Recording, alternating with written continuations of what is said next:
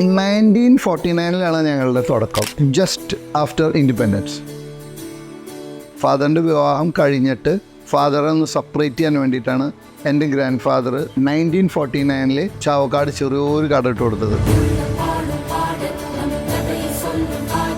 1987 എനിക്ക് കുന്നോളം ഷോപ്പ് തരുന്നത്.